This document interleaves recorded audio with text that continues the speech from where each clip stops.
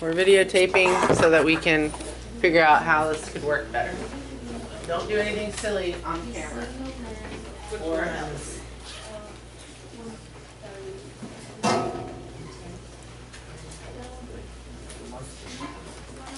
No man at all.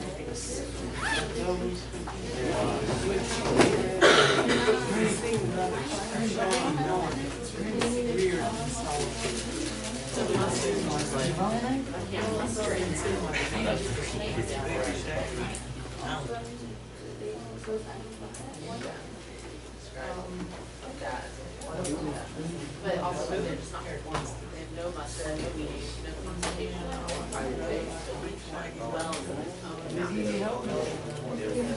like, are they like very connected to school or are they separate? Yeah. Like they're kind of Does anyone else want to come up and write something? I'm going to start calling on people. Yes. Mustard. So the word muster. Have you ever heard like, oh, I couldn't muster the energy to do my homework? What does that mean? To gather. So if they have no gathering, what would that mean? So think about it. They're separated? Yes. For that going down the savage ways, notice it says, remote from all companions. If you're remote from all companions, just set Yeah, they don't need. They don't get together.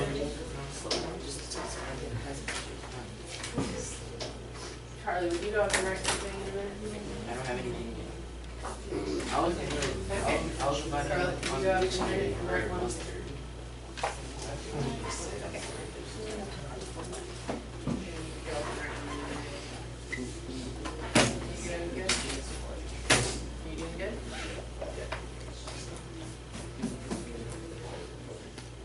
How else would you describe it?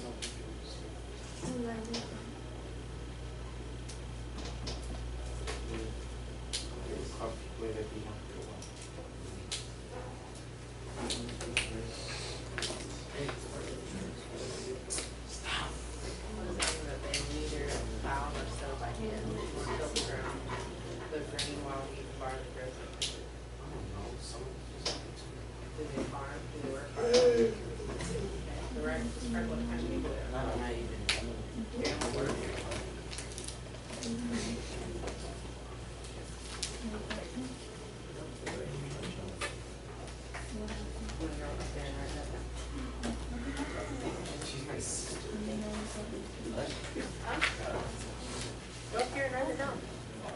Because. It's okay, you'll be able to get better at your handwriting.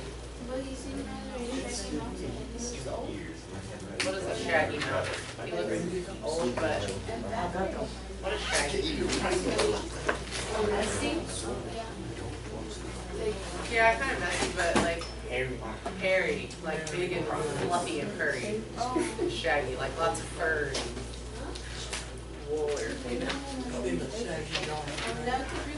That's what I think. Shaggy dog. That's one of his characteristics. Yeah.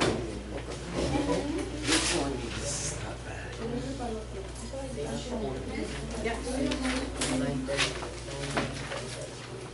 Yes. You're gonna go home and watch Detroit. We have to. I mean, you don't have to, but it will really help you. Looking forward to all you say.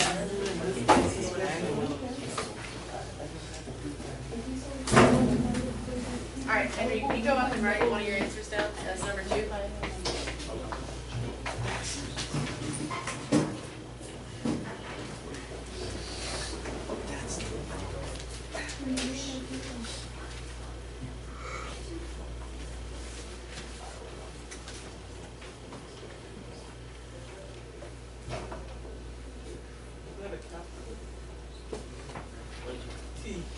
Separate is S.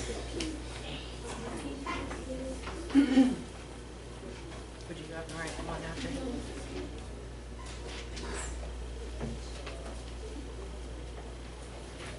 Good. What's wrong with separated though? This is a common error that like everyone makes. Where's the spelling error in separated? The extra E. So it should be that. The second E. Separated. That should be a, what? A. Separado. Separado. How do you say separate in Spanish? Separado. So think of it in Spanish, because that'll help you spell it better. Because in English we're like separated. Separated. Separated.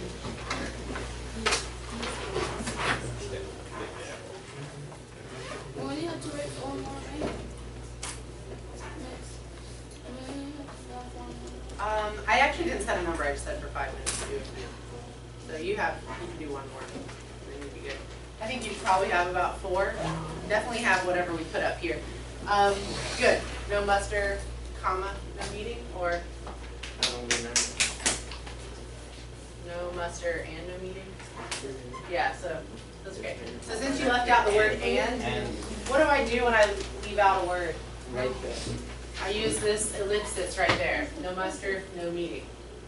Obviously, probably in a situation like that, just put and, but I just figured I'd throw that in there for fun. They are separated. Could anyone clarify a little bit more, like, what does it mean they are separated? They're on their own cave. They live in their own caves. I'm going to put they don't meet together. That sounds like no organization. Right, they don't meet together or have any organization, or like any formal organization. And what about they take, Yeah. So they, what is it called when you take care of sheep? Shepherd. You're a shepherd, not a sheep herd. They're sheepdogs.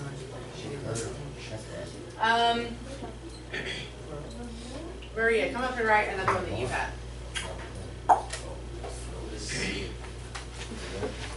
Come on, Maria. That was our secretary. Oh, yeah? Oh, during Scarlet Iris. Nice. Yes, that's very good. Look at you. They don't seem like people you want to hang out with. I mean, I wouldn't want to hang out with people who beat their kids and their wives. Dealing out rough justice to both wife and child. Charlie, why don't you write that up there next? Which one? Huh?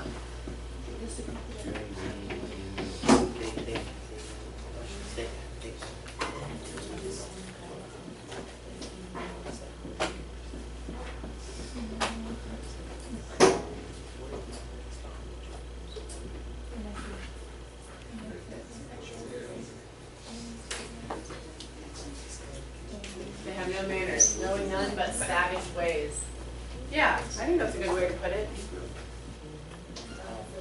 They don't know how to, I think manners is a perfect way to say that. All right, make sure you put a period at the end of your sentence. All right, number 4. Did anyone have questions about number 3?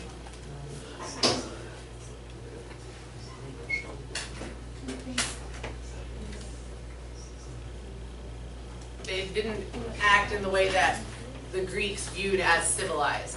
You know, there weren't books and, you know, they didn't have a government. They weren't in the same way that like Greeks would view civilized.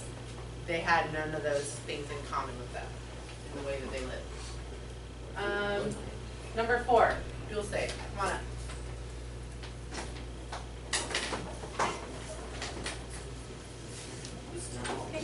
Yeah. How we doing?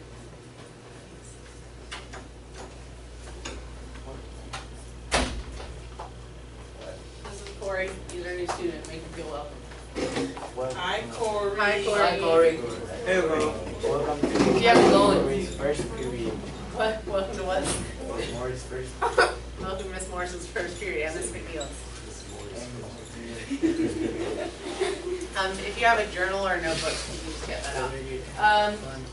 You'll say, come up and do number 4. Do any of the ones that you put. Then, Charlie, you did one, right? Or I told you to, but you haven't yet, right? He told me to. Okay, you go after Dulce and then we'll move on.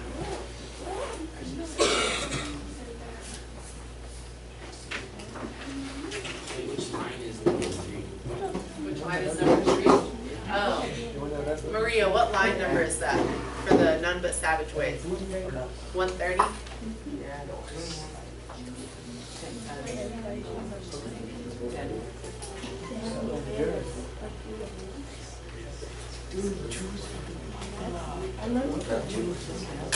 What?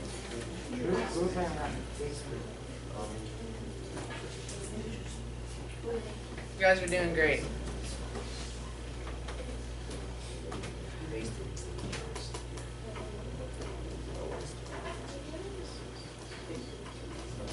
Did you not find any of the other ones besides what has been written on the board, Princess? He is very big and hairy. Nice job.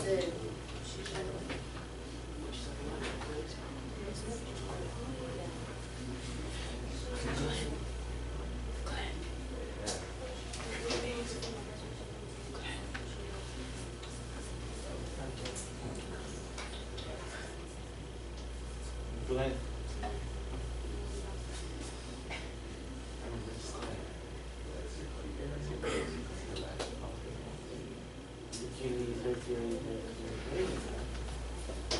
What's your spelling on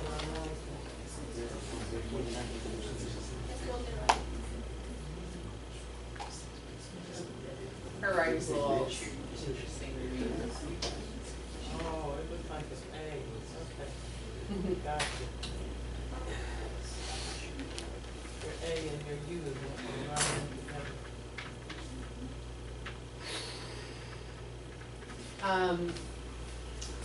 Does everyone understand what shaggy means? We kind of talked about it. Anyone seen the movie The Shaggy Dog?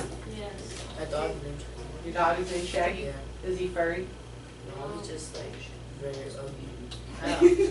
So shaggy's usually not like the positive connotation is not there.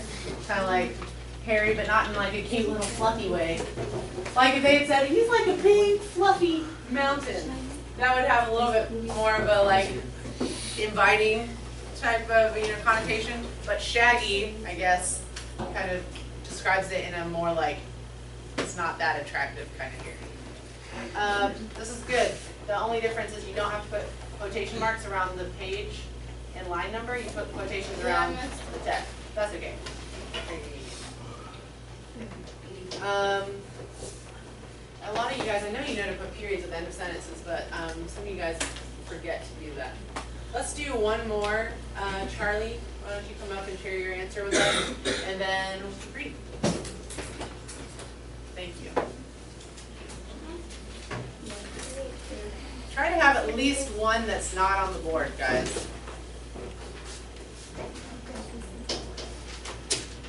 Thank you to everyone who has done it. Is this making sense? Yeah.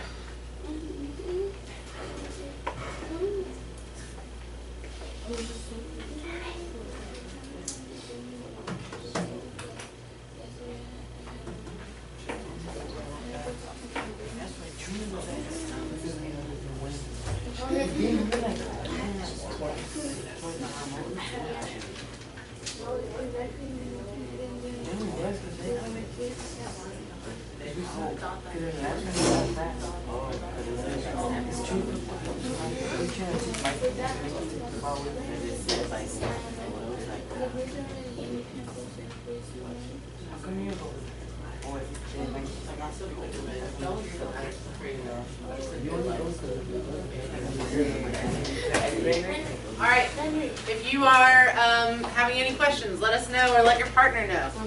That's why I like you guys sitting together at these tables, not so you can just talk about buddy, but so you can actually just, it's a fictional character that I create that's completely worthless and meaningless. Corey, do you have a book? You do. Like a literature book? Let me get you one of your own. Oh. And I'm going to try to be able to send you guys home with one of these books because I think it's nice when you have the text at home to read back through if you're having questions. Okay, what would you guys do to sentence 5? Can someone come up and just make this sentence you wrote just a little bit more grammatically correct? Me. Henry, come on up. And I want a girl to come on up here too besides just Dulce and Maria. We have a lot of... All right, Eduardo. Okay, they treat their family very good. Why do you put an ly there? They treat their family very roughly. What is roughly? Adverb. It's an adverb. It is describing what? How they treat. When you're describing a verb, you use an adverb. The word rough is an adjective. This isn't going to be like super useful, but just knowing all the adverb adjectives, that's not necessarily important, but you don't say they treat their family very rough. It would have to have an ly in that case. We'll show more examples of this, but whenever you are using an adjective like rough or kind or something like that, if it's describing the action, you want to add an ly. What about the T in they? They are treated. They treat their family very roughly. Now this is actually good because you guys are all, I don't know if you've noticed, but you have stayed in present tense. So remember, did we talk about that in this class, that when you write about literature, you want to write in the present tense? No, that would be the past tense. Write this down in your notes so you don't forget. In other words, you're okay in the present. You guys did a great job.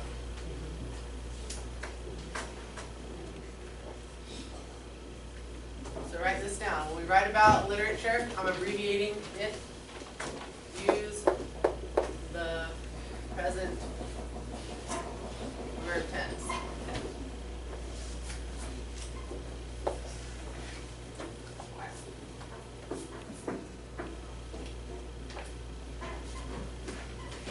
Somewhere in your notes, when we write about literature, we use the present verb tense. So you guys all did this correctly. But what is still wrong with this sentence? There's no capital. There's no capital. So to correct that, you just cross it out and you put a T, or you can put 3 lines underneath it. That means it needs to be capitalized. So we'll be using this when we are grading your papers. And family looks like a capital. Yeah, and the F in family does look like a capital. I think it is a capital. You want to round that. Make it lowercase. Yep. Obviously, you can just work on some little things like this, especially if you guys have teachers who can't discern your writing as well. Some teachers like start taking off points. They're like, I don't understand this. You guys redo it. Some teachers are a little more flexible and they'll try to figure out what you were meaning. Some teachers are not going to have any tolerance for that, so work on your penmanship. All right, I would have gotten her on mountain because it looks like man paint. S-M-O-U-N-T-A-I-N. Right, but I would have gotten you. What Ms. Morris is saying is sometimes when we're checking stuff, we can't talk to you and ask you what it is. So we have to go by what it looks like. You see? I spelled it I right. know you spelled it right. But we're just saying that some teachers might not be able to tell that and they would mark you off for that. So, all right, let's pick back up where we were reading. Can I steal someone's book that doesn't mind sharing with someone? Miss here. Oh,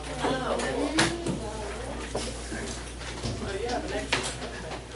I think there's one under Eduardo's or Alan's desk in the back too. All right. You see where we are, Corey? I know you just came in. So. All right, 961, I think. Is that what I said? 57. 957. And if you want to keep reading, you can, or I can keep reading, whatever you want. Okay, I'm good. We're in line 154. Well, actually, technically it's line 153. I'm going to start with I brought. A wineskin. Oh, a wineskin full. Okay. This is A weirdly wine- separated. I don't know why they. I don't know why they do it like that either. I almost missed that. A wineskin full I brought along, and victuals in a bag. For in my bones I knew some towering brute would be upon us soon, all outward power, a wild man, ignorant of civility. We climbed then briskly to the cave, but Cyclops had gone afield to pasture his fat sheep. So we looked round at everything in sight, a drying rack that sagged with cheeses, pens crowded with lambs and kids, each in its class. firstlings apart from middlings, and the dewdrops, or newborn lambkins, pinned apart from both, and vessels full of whey were brimming there, bowls of earthenware and pails for milking. My men came pressing round me, pleading, "Take these cheeses, get them stowed, come back, throw open all the pens, and make a run for it." And that's a question, so I should have read it differently. And make a run for it? We'll drive the kids and lambs aboard. We say, put out again on good salt water. Ah, how sound that was! Yet I refuse. I wish to see the caveman, what he had to offer. No pretty sight. It turned out for my friends, we lit a fire, burnt an offering, and took some cheese to eat. Then sat in silence around the embers, waiting. When he came, he had a load of dry boughs on his shoulder to stoke his fire. At supper time, he dumped it with a great crash into the hollow cave, and we all scattered fast to the far wall. Then over the broad cavern floor, he ushered the ewes he meant to milk.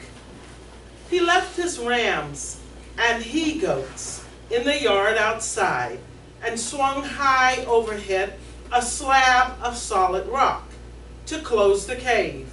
24 four-wheeled wagons with heaving wagon teams could not have stirred the tonnage of that rock, for where he wedged it over the door sill. Next, he took his seat and milked his bleating ewes.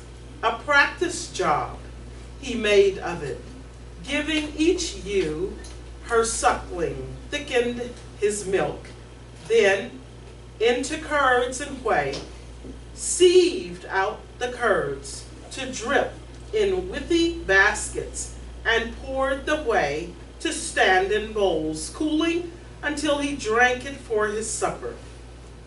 When all these chores were done, he poked the fire, heaping on brushwood. In the glare, he saw us. All right, pause real quick. I want you guys to write down 2 sentences that summarize what has happened in this passage that we've just read. This is summarizing. This is just that basic reading comprehension. I'm not asking, like, what does he mean exactly when he does this? I just want to make sure that you're getting the action. So if you don't want to write a couple sentences out, you could do a chart that charts what's happened first, and then what happened second, and third, fourth. You could draw a picture of what is happening, like a little comic strip. You can do that really quickly. Ready, set, go. So if you need, and remember, the best way to understand what has happened is to do what? Reread. So if you never remember anything on your tests and in life, reread things.